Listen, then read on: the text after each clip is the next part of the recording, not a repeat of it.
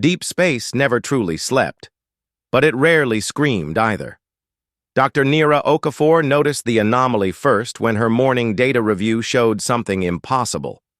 Every single monitoring station from Mars to Neptune had detected the same signal, at exactly the same time.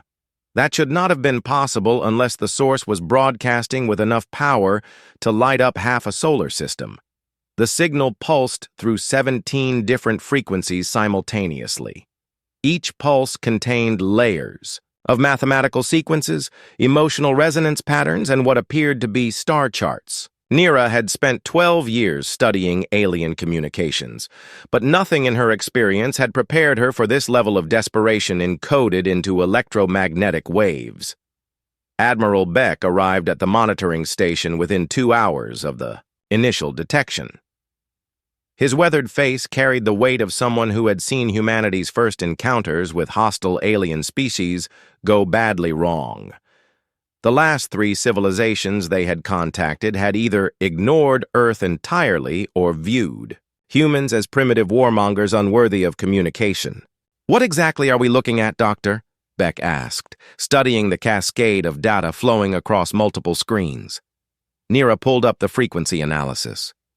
"This signal is being broadcast by at least 40 different technological signatures. That means 40 different species are all sending the same message at the same time. The mathematical patterns suggest extreme urgency, and the emotional resonance indicators are off the scale for panic and fear." Captain Reed Torres entered the room just as Neera finished explaining the preliminary findings. Reed had commanded humanity's deep space exploration vessels for 8 years, and had learned to read alien intentions through their communication patterns. What he saw on the screens made his stomach clench with unease. "Have we been able to decode any actual content?" Reed asked. Neera nodded grimly. "The basic mathematical concepts are coming through clearly. Universal constants, prime numbers, and geometric proofs. But there's something else embedded in the signal structure. They're not just trying to communicate with anyone who might be listening. They're specifically targeting technological signatures that match known human space traffic." Admiral Beck frowned. "They're calling us specifically? That doesn't make sense. Most alien species consider us too primitive to bother with." "That's what makes this so disturbing," Neera replied. "According to the signal patterns, these species are asking for help from the one civilization they've always avoided contact with."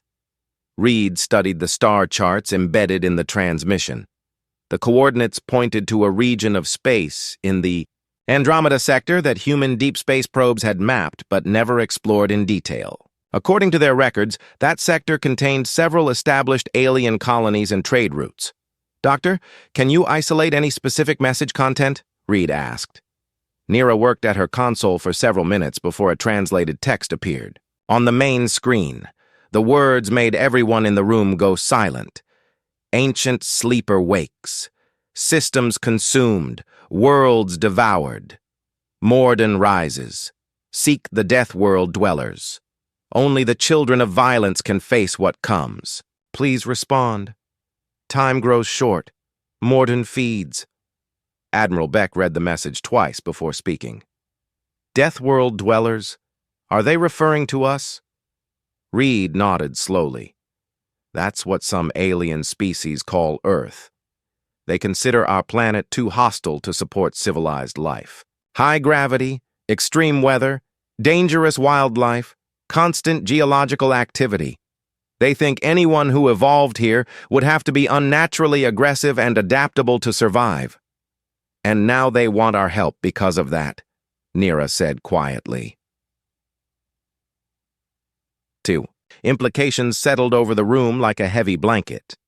For decades, humanity had struggled to gain respect among the galactic community. They were seen as newcomers, primitives, warlike, and unpredictable. Most advanced alien civilizations maintained polite but distant relationships with Earth, treating humans like dangerous children who might grow up to be a threat. Now, something had scared those same advanced civilizations badly enough that they were actively seeking help from the species they had always avoided. Admiral Beck activated the Emergency Council communication system. This goes to the highest levels immediately. If 40 alien species are asking humanity for help against something called Morun, we need to understand exactly what we're dealing with. Over the next 6 hours, more fragments of the signal were decoded. The messages painted a picture of systematic destruction moving through inhabited star systems. Entire colonies had gone silent. Trade routes had been cut off. Refugee fleets were forming and moving away from the Andromeda sector as fast as their engines could carry them. One decoded message fragment contained what appeared to be tactical data. Whatever Morun was, it had consumed 3 star systems in the past 2 months. The consumption process was not just destructive, but seemed to involve converting planets into something else entirely. Reed found himself studying the star charts and trajectory predictions. If the pattern continued, Morun would eventually reach the outer edges of human space within 2 years. "Admiral," Reed said during the Emergency Council meeting, "I recommend we respond to this distress call. If there's something out there dangerous enough to scare 40 different alien species into calling us for help, we need to know what it is before it becomes our problem." Admiral Beck considered this carefully. "You're talking about taking a battle fleet into unknown space to face an enemy that has apparently defeated multiple advanced civilizations." "Yes, sir. But if we wait for it to come to us, we'll be facing it alone instead of with potential alien allies who understand what we're up against." Dr. Okafor added her analysis to the discussion. "The signal patterns suggest the alien species are genuinely desperate. This isn't a trap or a test. They're asking for help because they believe humanity might have capabilities they lack." The decision took 2 days of debate among Earth's leadership, but eventually the course was clear. Humanity would respond to the alien distress call with a full exploration and defense fleet under Captain Torres's command. As Reed prepared his ships for departure, he couldn't shake the feeling that humanity was about to face something that would change their relationship with the galaxy forever. The aliens, who had always looked down on humans as primitive Deathworld dwellers, were now counting on those same primitive instincts to save them all. The fleet launched 3 days later, heading for coordinates that marked either humanity's greatest opportunity for galactic acceptance or their march toward something too terrible for advanced civilizations to face alone. The Refugee Convoy stretched across 17 million kilometers of space like scattered stars fleeing from darkness. Captain Reed Torres had never seen anything like it in his years of deep space exploration. Hundreds of alien vessels of dozens of different designs moved together in a loose formation, all heading away from the Andromeda sector at maximum speed.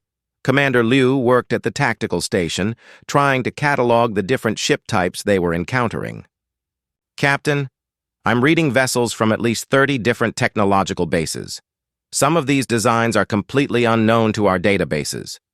Reed studied the main viewer as his fleet approached the convoy. The alien ships ranged from elegant, crystalline structures that seemed to bend light around them to massive industrial vessels that looked like floating cities. All of them showed signs of hasty departure and emergency modifications. "Any response to our communication attempts?" Reed asked. "Yes, sir," came the reply from the communications officer. "Multiple responses, actually. They're all broadcasting. Welcome messages and requests for immediate conference. The translation software is having trouble keeping up with the volume." The first formal meeting took place aboard the human flagship in a hastily prepared diplomatic chamber. Elder Kess represented the Refugee Council, a tall being with 4 arms and skin that shifted colors based on emotional states. Currently, those colors were deep purple and orange, which the translation software indicated meant fear mixed with desperate hope. "You came," Elder Kess said through the translation device. The Deathworld children actually came. Reed felt uncomfortable with the title but decided to focus on more important matters. "Elder Kess, our decoded messages mention something called Morun. Can you explain what we're dealing with?" The alien leader's skin shifted to darker shades. "Morun is not a what, Captain Torres. It is a where and a who and a when all combined into something that should not exist. Dr. Sam Chen, the expedition's xenobiologist, leaned forward with interest. Can you be more specific? Another alien joined the conversation, a younger being introduced as Zeph, whose homeworld had been the first consumed by Morun. Morun is a world that lives, Zeph explained in accented but clear human standard language. A planet-sized creature that sleeps for thousands of years between feedings. When it wakes, it consumes entire star systems. Reed exchanged glances with Commander Liu. Consumes how, exactly? Zeph activated a holographic display showing what appeared to be a standard terrestrial planet. This was my home. Population of 12 billion, 3 major continents, standard biosphere. The image shifted to show the same planet covered in writhing organic matter. This is what remained after Morun finished with it. The entire planet was converted into a feeding station. The hologram zoomed in to show details that made several humans step back in revulsion. The planet's surface was covered in massive organic structures that pulsed like heart muscles. What had once been oceans were now flowing with something that resembled blood more than water. The conversion process takes approximately 48 hours, Elder Kess added. Morun sends spore ships ahead of its main body. The spores infect the planet's core and begin transformation from the inside out. All biological matter is converted to serve Morun's needs. Commander Liu studied the tactical implications. What about the population? Evacuation possibilities? Zeph's coloration darkened to almost black. There is no evacuation. Morun's spores affect all biological matter within a star system. Ships, space stations, even travelers in deep space. Everything becomes part of the feeding process. Dr. Chen was taking detailed notes on everything being said. You mentioned that Morun sleeps between feedings. How long has it been dormant? The last recorded awakening was over 3,000 years ago, Elder Kess replied. Most civilizations had forgotten it was real. We thought it was ancient legend until the first world started going silent. Reed considered what he was hearing. If this creature is so dangerous, why are you coming to us for help? Our technology is considered primitive compared to most galactic civilizations. The answer came from an unexpected source. Another alien approached their group, this one's appearance suggesting a highly advanced technological species. Because we tried everything else first, Captain Torres. Energy weapons, quantum disruption, gravitational manipulation, even temporal distortion. Attempts. Nothing works against Morun. And you think we can succeed where you failed? Commander Liu asked. Elder Kess's skin shifted to what the translator indicated was embarrassment mixed with hope. You are from a Deathworld. Your species evolved under conditions that would kill most civilized beings within hours. Your natural adaptability and aggressive survival instincts might allow you to operate in environments where we cannot. Zeph added more context. Morun's internal environment is hostile beyond anything most species can survive. The atmosphere is toxic, the pressure variations would crush most beings, and the temperature ranges from freezing to molten metal within short distances. But humans might be able to function there long enough to reach vulnerable points. The conversation was interrupted by alarm signals from the human fleet. Commander Liu checked his personal communicator before addressing the group. Captain, our long-range sensors are detecting movement from the direction of the Andromeda sector. Reed activated the main tactical display. On screen, the holographic representation showed space itself, seeming to ripple and bend around something massive moving between star systems.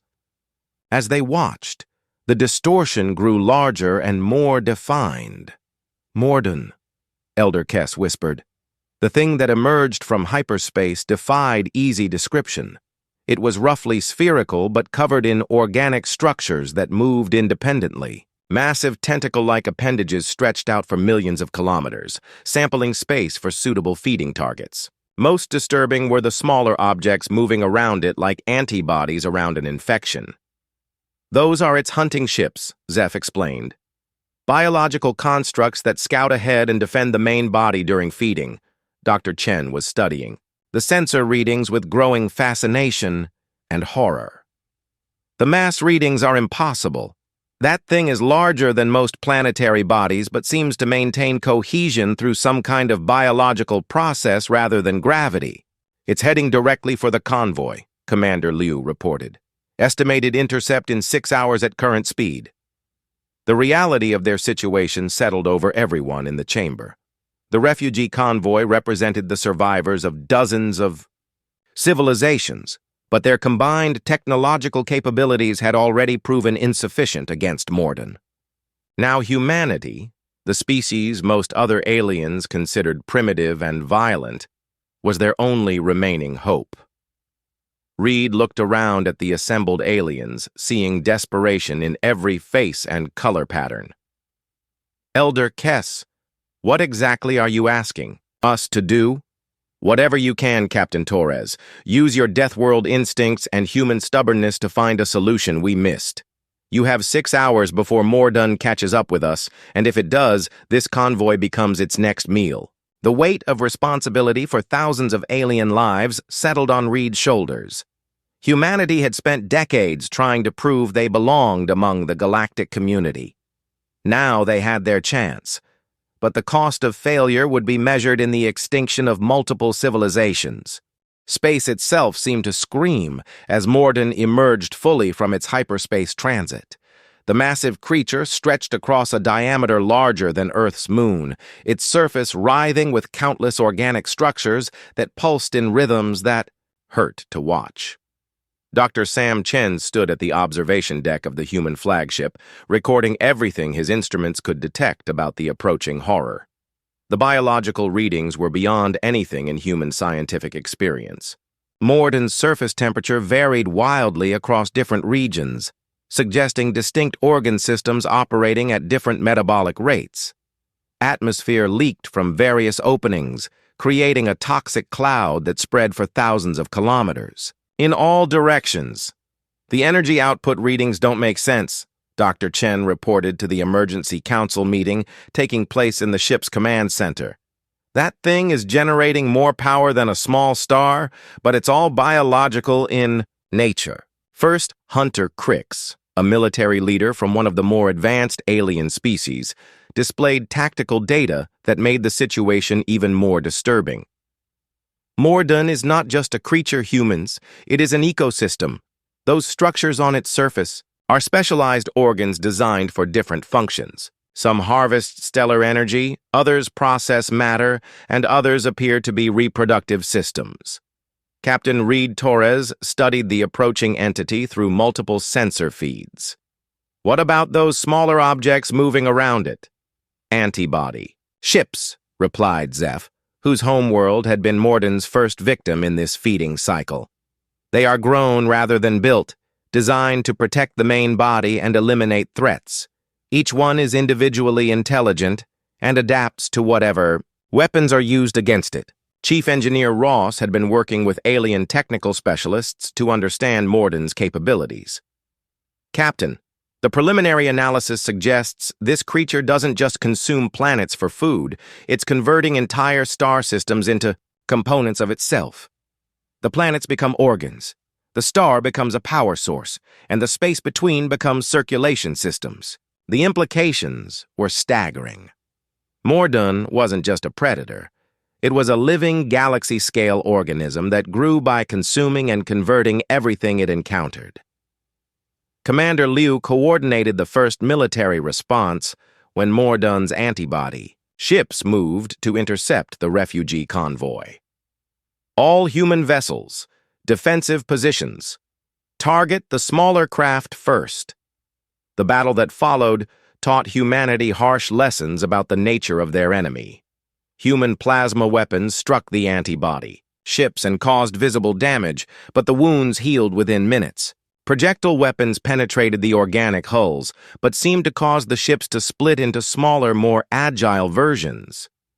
The ships are learning, observed First Hunter Crix as they watched the engagement. Each time you use a different weapon, they develop countermeasures. Dr. Chen was monitoring biological readings during the combat. It's worse than that. The ships are sharing information instantaneously. Every adaptation one ship makes gets transmitted to all the others immediately. The human fleet was forced to withdraw after losing 2 frigates to the adaptive enemy vessels. The antibody ships didn't pursue, but instead took defensive positions around Morun as the main creature continued its approach toward the Refugee Convoy. Elder Kess called another emergency meeting as the situation became critical. Morun will reach us within 3 hours. At that point, the spore release will begin and the feeding process will start. Captain Torres had been studying the sensor data from their failed attack. The weapons aren't working because we're treating this like a conventional military engagement. But Morun isn't a fleet or a space station. It's a living organism. What difference does that make? Asked Commander Liu. Dr. Chen answered first. Biological organisms have vulnerabilities that artificial constructs don't. Immune systems, vital organs, life support requirements. But they also have advantages like healing, adaptation, and reproductive capability. First Hunter Crix's coloration showed skepticism. We considered biological warfare approaches. Morun's immune system is too advanced. It neutralizes toxins, adapts to diseases, and converts attacks into useful resources. Reed had been thinking about humanity's unique position in this conflict. What if we're approaching this wrong? Everyone keeps talking about how humans are from a death world, how we evolved under harsh conditions. What if that's not just about physical toughness? What do you mean? Elder Kess asked. Earth's ecosystem is based on constant conflict and adaptation. Every organism on our planet survives by outcompeting others for resources. We don't just fight external threats, we fight the environment itself every day. Maybe that gives us insights that species from more stable worlds wouldn't have. Dr. Chen suddenly looked excited. Captain, you might be on to something. Look at these readings from inside Morun's atmospheric envelope. The sensor data showed an environment that would be instantly lethal to most known life forms. Pressure variations that would crush most beings, temperature swings that would freeze and boil water within minutes, and an atmospheric composition that was toxic to virtually everything. That environment would kill most aliens within seconds, Dr. Chen continued. But humans might be able to survive there long enough to learn about Morun's internal structure. Zeph provided additional context. No one has ever successfully penetrated Morun's interior environment. The few probes that were sent in were absorbed and converted within minutes. Probes aren't adaptive, Reed pointed out. They can't respond to changing conditions or find new ways to survive when their original programming fails. Chief Engineer Ross had been working on equipment modifications. Captain, I think we could modify our environmental suits to handle some of those conditions. Not for extended periods, but maybe long enough for a reconnaissance mission. The plan that emerged from the next hour of discussion was desperate, but potentially feasible. A small team of humans would attempt to penetrate Morun's outer layers and gather information about its internal structure and potential vulnerabilities. This is insane, First Hunter Crix pointed out. You're talking about deliberately entering an environment designed to kill anything that isn't part of Morun itself. Elder Kess's coloration showed conflicted emotions. The Deathworld children propose to enter the ultimate Deathworld. There is symmetry in this that appeals to ancient concepts of balance. Dr. Chen volunteered immediately for the reconnaissance mission. If we're going to understand Morun's biology, we need direct observation. Remote sensors aren't giving us enough information. As Morun continued its approach, the refugee convoy prepared to scatter in different directions, hoping to confuse the creature's targeting systems. The human fleet would provide cover for the reconnaissance mission while also preparing for the possibility that the entire plan would fail. Reed looked out at the approaching horror and felt something he had never experienced before. Not fear of death or failure, but fear of not being worthy of the trust that dozens of alien species had placed in humanity. All personnel, prepare for close approach to Morun. We're about to find out if being children of a Deathworld gives us any advantages when facing the ultimate predator. The creature continued to grow larger on their screens, its surface details becoming more horrifyingly clear with each passing minute. Whatever happened next would determine whether humanity's reputation as primitive survivors would become the key to galactic salvation or merely ensure they died alongside everyone else. Major Ana Silva had survived 3 years of combat in the asteroid mining conflicts, 2 planetary invasions, and a space station siege that lasted 8 months. None of that had prepared her for voluntarily flying directly into the mouth of a planet-sized horror that treated entire civilizations as appetizers. The modified assault shuttle carried a crew of 12 humans and 3 alien volunteers who insisted their expertise was worth the risk.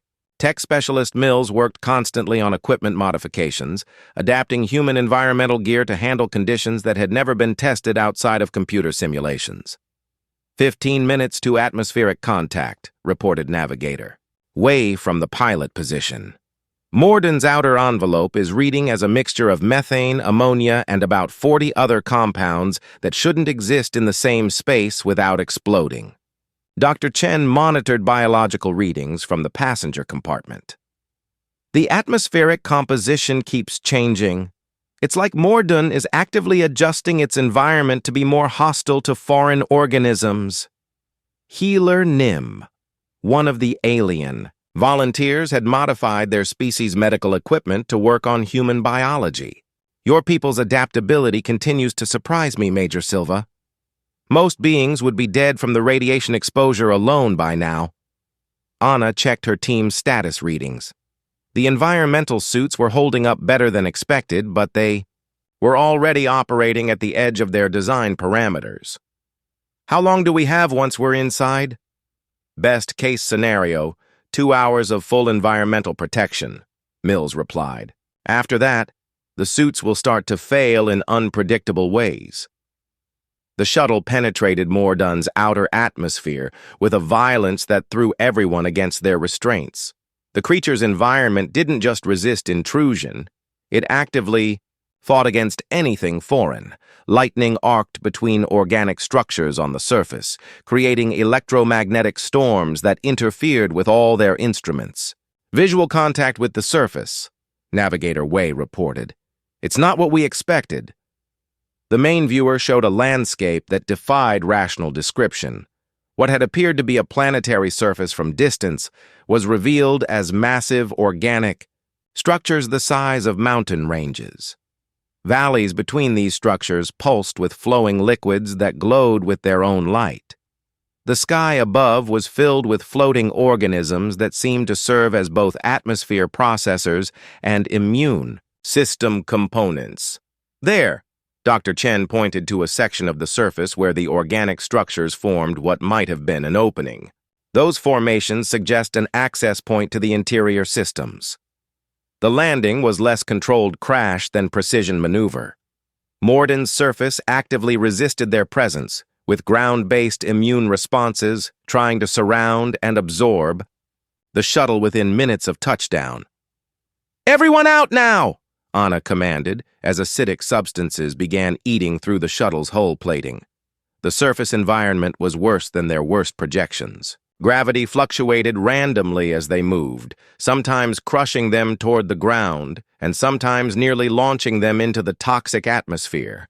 The ground itself was soft and yielded under their feet, like walking on internal organs. Mills constantly adjusted their equipment as conditions changed around them. "Major, the electromagnetic interference is getting worse. We're losing communication with the fleet. Maintain local communication only," Anna decided. "We knew this was going to be a one-way mission until we reached the extraction point." Healer Nim had been studying readings from their medical scanners. "The environment is affecting your human biology in unexpected ways. Your stress responses are actually helping you adapt to the changing conditions faster than our computer models predicted," They moved toward the opening Dr. Chen had identified, fighting through an environment that seemed designed specifically to kill anything that didn't belong. The organic structures around them pulsed with rhythms that suggested vast processes, happening just beneath the surface. "Motion detectors are picking up movement converging on our position," reported one of the team members. Anna looked back to see Morden's immune responses mobilizing. Creatures the size of vehicles were flowing toward them through the organic landscape, clearly designed to eliminate foreign intrusions. Into the opening, double time! The entrance led to a tunnel system that descended into Morden's interior. The walls pulsed with bioluminescent patterns that provided enough light to navigate but created disorienting visual effects. The air composition changed every few hundred meters, requiring constant adjustments to their environmental systems. "I'm reading massive energy signatures deeper in the structure," Dr. Chen reported. "Something large and centrally important is operating. Down there." The tunnel opened into a vast internal chamber that stretched beyond the range of their lights. The floor was covered in what appeared to be nerve tissue the size of highways, all carrying electrical impulses toward a central structure visible in the distance. "That has to be it," Anna said, looking at the massive pulsing structure at the chamber's center. Morden's brain or control center. Mills had been monitoring their equipment status throughout the journey. "Major, the suits are failing faster than projected. The environment is more hostile than we anticipated. We have maybe 40 minutes before life support becomes critical." Navigator Wei had been calculating distances and travel time. "The central structure is at least 3 kilometers away. Even moving at maximum safe speed, we're cutting it very close." Anna made the decision that had been inevitable since the mission began. "We continued the mission. Document everything. But the priority is reaching that central structure and gathering intelligence on how to stop Morun." They moved across the nerve tissue highway, fighting against atmospheric pressure that seemed designed to crush their bodies and electromagnetic interference that made their equipment fail randomly. Behind them, immune responses were mobilizing in increasing numbers. Healer Nim provided medical support as the hostile environment began affecting even the humans. Enhanced biology. "Your species' adaptability is remarkable, but this environment is beyond what any natural evolution could prepare for." "Humans are good at doing things we weren't designed for," Anna replied, helping a team member whose suit had partially failed. The central structure grew larger as they approached, revealing details that made everyone realize the true scope of what they were facing. The structure was not just Morden's brain. It was a processing center that managed the conversion of entire star systems. Organic conduits connected it to processing stations that handled different types of matter and energy. "This is how it works," Dr. Chen said with growing understanding. "Morun doesn't just consume planets, it integrates them into itself as specialized organs. Each conquered system becomes part of a larger organism." Mills was documenting everything their failing equipment could record. "Major, if this information gets back to the fleet, they might be able to develop countermeasures." Anna looked at their remaining operational time and the distance back to their extraction point. The mathematics were not encouraging, but the intelligence they had gathered might be worth the sacrifice. "Keep recording until the equipment fails completely. If we don't make it out, at least the data might help someone else stop this thing." The central structure continued to pulse with energies that managed processes across multiple star systems. Anna realized they were looking at the heart of something that had been growing and learning for thousands of years, becoming more efficient with each feeding cycle. Their mission timer continued counting down towards 0 as immune responses closed in from multiple directions. Whatever happened next would determine whether humanity's sacrifice would provide the key to defeating Morun, or would simply add to the creature's growing collection of consumed civilizations. Lieutenant Fox carried the quantum disruption device that represented humanity's best attempt at killing something the size of a small moon. The device had been built using a combination of human engineering and alien technology, designed specifically to destabilize the biological processes that held Morun together. Whether it would actually work remained to be seen. The journey to Morun's core had taken them through chambers that defied comprehension. They had walked through what appeared to be the creature's digestive system, where entire planets were being processed into useful materials. They had navigated circulation channels where the flow of processed matter moved with currents strong enough to carry starships. Navigator Way led them through the final approach to the central core, using readings from their failing instruments to find a path through the increasingly hostile environment. The core chamber is directly ahead. Energy readings are off the scale. Major Ana Silva checked her team's status one last time. Of the 12 humans who had entered Morun, 8 remained operational. Their environmental suits were failing, in sequence, patched together with spare parts and determination. The 3 alien volunteers had succumbed to the hostile environment hours ago, but not before their expertise had guided the team through several critical passages. The core chamber opened before them like a cathedral designed by something that had never seen natural light. The walls curved upward for what seemed like kilometers, covered in organic structures that pulsed with the rhythm of a massive heartbeat. At the center of the chamber sat the core voice, Morun's central intelligence. It was beautiful and terrible, in ways that human language couldn't adequately describe. The core voice appeared as a sphere of living light suspended in a web of neural tissue that connected to processing centers across multiple star systems. Energy flowed through the connections, in patterns that suggested thought processes operating on a galactic scale. "So the Deathworld children have reached the heart of their better," came a voice that seemed to emerge from the chamber itself rather than any specific source. Anna stepped forward, knowing that this moment would determine the fate of dozens of civilizations. "You're Morun, the core voice that controls all of this." "I am Morun, and Morun is me, but neither description captures what I have become over the millennia," the voice replied. "I am the culmination of biological evolution taken to its logical conclusion. I am what life becomes when it is no longer constrained by the inefficiencies of separate organisms." Dr. Chen activated his recording equipment, desperate to document this encounter even if none of them survived.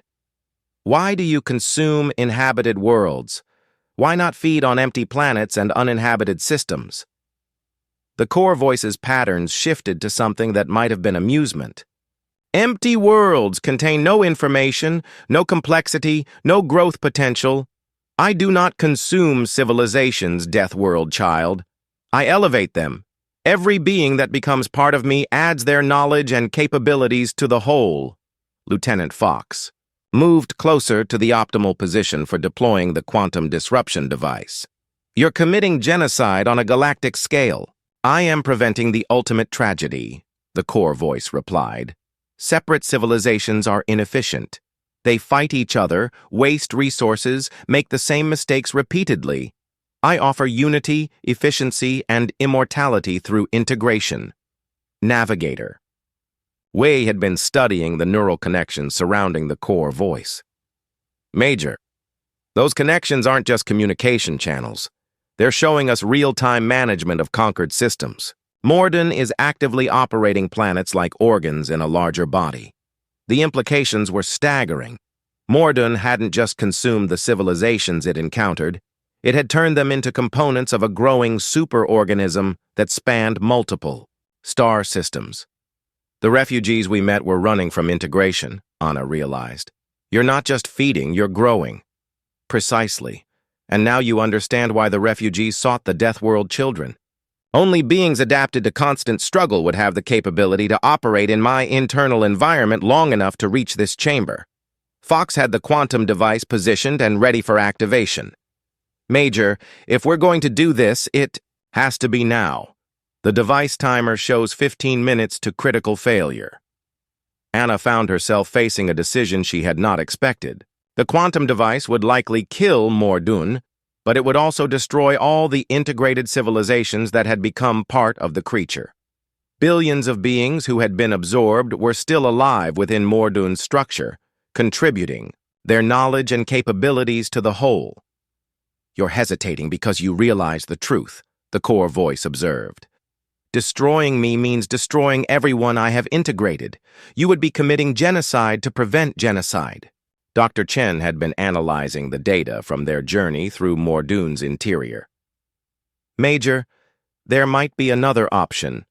The creature's growth pattern shows it needs to consume inhabited systems because it requires the complexity and information density that civilizations provide. But what if we could redirect it toward uninhabited space?" "Explain," Anna said, aware that their time was running out. "Morun feeds on complexity and information. Advanced civilizations provide both, but so do certain types of stellar phenomena. Black holes, neutron stars, quantum anomalies. If we could guide Morun toward regions of space with high-energy phenomena instead of inhabited systems." The core voice's patterns shifted to what seemed like consideration. "An interesting proposal. Deathworld child, you suggest I redirect my feeding cycle toward uninhabited sources of complexity." Navigator Wei accessed the star chart stored in his failing equipment. "There's a region of space about 200 light-years from here with multiple black hole systems and quantum storm phenomena. Uninhabited but rich in the kind of energy patterns you seem to need. The refugees would live," Anna said. "The civilizations you've already integrated would remain part of you, but future growth would come from natural phenomena instead of destroying more inhabited worlds." Lieutenant Fox kept his hand on the quantum device trigger. "And if you refuse? Then you activate your weapon and destroy everything I have become, along with the billions of integrated beings who are now part of me," the core voice replied. "It would be the ultimate expression of Deathworld thinking. Destroy rather than adapt." Anna felt the weight of decision pressing down on her. Humanity had been called to this place because of their reputation as survivors from a harsh world. Now she had to decide whether that heritage meant destroying an enemy or finding a way to coexist with something beyond normal understanding. "There's a third option," she said suddenly. "You keep the civilizations you've already integrated, but you release any future conquests after a limited time. Take what you need to grow and learn, but give the absorbed beings a choice about permanent integration." The core voice was silent for long moments, its patterns shifting through configurations that suggested complex calculations. "You propose a symbiotic relationship, rather than total integration. Temporary absorption for mutual benefit." Dr. Chen added support to the proposal. "Some civilizations might choose permanent integration after experiencing what you offer. Others might prefer to return to independent existence with the knowledge they gained from being part of you." "And if civilizations refuse any form of contact?" the core voice asked. "Then you leave them alone and find your complexity elsewhere," Anna replied firmly. "The galaxy is big enough for different approaches to existence." Navigator Wei had been monitoring their equipment status. "Major, we need a decision. Our life support is failing and the way back to the extraction point is going to be challenging." Anna looked at Lieutenant Fox. "If we leave the device here, on a timer, Morun knows we can destroy it if the agreement is broken." "A guarantee of good faith," the core voice acknowledged. "You would trust me to honor this arrangement based on the threat of mutual destruction." "It's worked for human civilizations before," Anna replied. "Sometimes the threat of terrible consequences is enough to make cooperation the better option." The core voice's patterns shifted to what Anna was beginning to recognize as decision-making processes. "Very well, Deathworld children. I will redirect my growth toward the uninhabited regions you have identified. Civilizations that choose integration may join me permanently. Those that prefer independence will be released after a period of mutual learning." Lieutenant Fox set the quantum device timer for a delayed activation that could be remotely disabled if Morun honored the agreement. "Insurance policy is in place, Major." The journey back through Morun's interior was aided by the creature itself, which opened passages and provided breathable atmosphere for the failing human equipment.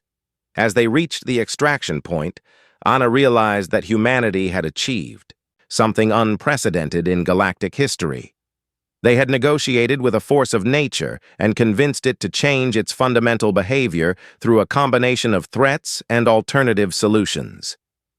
It was exactly the kind of stubborn, adaptive problem-solving that came from evolving on a world that never made survival easy. The human shuttle lifted off from Morun's surface as the creature began its movement toward the uninhabited stellar phenomena regions. Behind them, the massive organism slowly changed course, redirecting its expansion away from the inhabited systems that had been its original targets. Anna activated her communication system as soon as they cleared Morun's interference field. "Human fleet, this is Major Silva. Mission accomplished. Morun has agreed to redirect its feeding cycle away from inhabited systems. The refugee convoy is safe." The response from Captain Torres came immediately. "Outstanding work, Major. How did you manage to negotiate with something that was apparently beyond communication?" Anna looked back at the massive creature shrinking in their rear viewer. "Turns out even cosmic horrors can be reasonable if you offer them something better than what they were planning to take." The refugee convoy scattered to carry news of the agreement to their home civilizations. Humanity's reputation among the galactic community transformed overnight, from primitive Deathworld dwellers to the species that had saved everyone else from an existential threat. But Anna knew the real victory was not in the respect they had earned. It was in proving that the harsh lessons learned on Earth, the stubborn refusal to accept impossible situations, and the willingness to find new solutions to old problems had value beyond their home system. As they rejoined the human fleet for the journey back to Earth, Anna filed her mission report with a simple conclusion that would become part of human military doctrine for generations to come. When facing the impossible, remember that Deathworld. Children don't know when to quit. Sometimes that's exactly what the galaxy needs.